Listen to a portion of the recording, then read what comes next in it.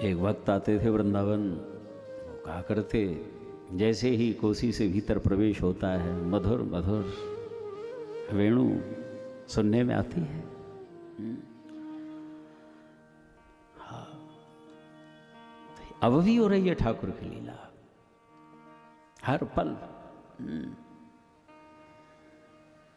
कलप कलप प्रति प्रभु अवतरही।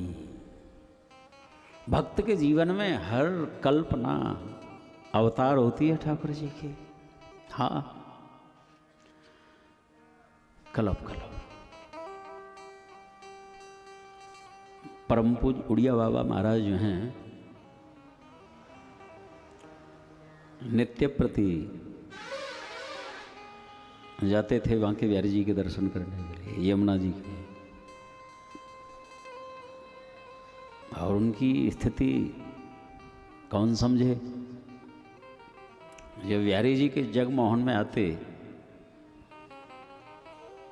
तो साथ में काफ़ी सेवक भी चलते थे। और बिहारी जी के सामने आकर के तो कौन है ऐसा जो नतमस्तक न हो, लेकिन बाबा की अपनी एक अदा थी, उसमें खड़े रहते थे।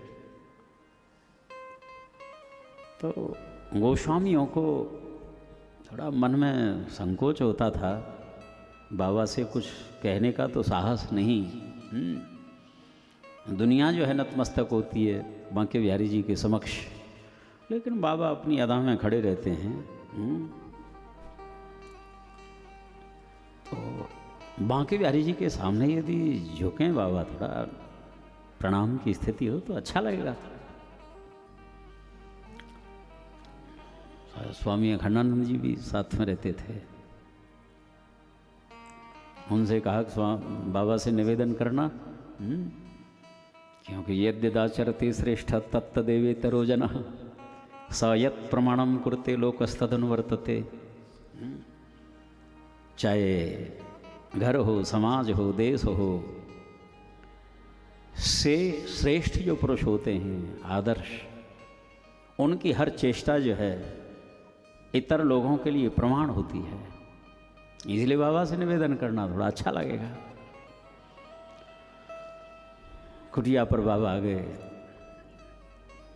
तो स्वामी अखंडानंद जी ने बाबा से निवेदन किया कि वो स्वामी पाद ऐसा ऐसा कह रहे थे और बाबा प्रणाम करें यदि बांके बिहारी जी को तो अच्छा लगेगा, लोगों को एक प्रेरणा मिलेगी। अच्छा, बाबा ने कहा कि बिल्कुल उचित कहा उन्होंने, प्रणाम करना ही चाहिए बांके बिहारी जी को। लेकिन ऐसा है अखंडानंद, जब हम बिहारी जी के आंगन में पहुंच जाते हैं ना, तो थोड़ा हमारी हाथ पकड़ करके शरीर से स्पर्श करके कुछ थोड़ा सा हमको भान करा देना कि हम आंगन में आ चुके हैं। हाँ, माने बाबा की अवस्था को हर पल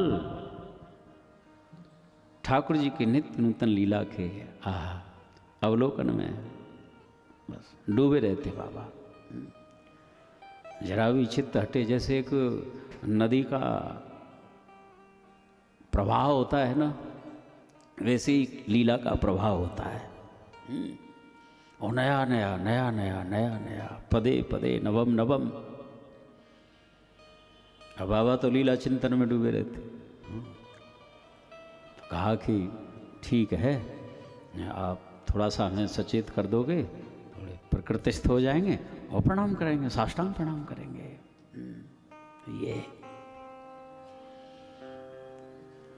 ठाकुर की जिस लीला में, जिस रूप में यदि चित्त आसक्त हो जाए सज्जनों, सही मानिए हमारी इंद्रियां जो है ना, ये तभी तक संचलित हैं जब तक चित्त जो है इनमें अनुरक्त नहीं होता, इनका रस नहीं मिलता। पैर तभी तक चलते हैं जब तक घर आ नहीं जाता है, पैर चलना बंद कर देते हैं। लेकिन ठाकुर जी में जब चित्त लगता है, हर इंद्री हर कार्य के लिए सक्षम हो जाती है। कान देख सकते हैं, नेत्र श्रवण करते हैं, एक एक रोम चिन्मय हो जाता है उसका। मानो चित्त ठाकुर जी का यान बन जाता है, फिर जहाज बन जाता है। जहाँ भी उड़े वो, जहाँ ले जाना चाहें ठाकुर, हाँ छकाए रहते।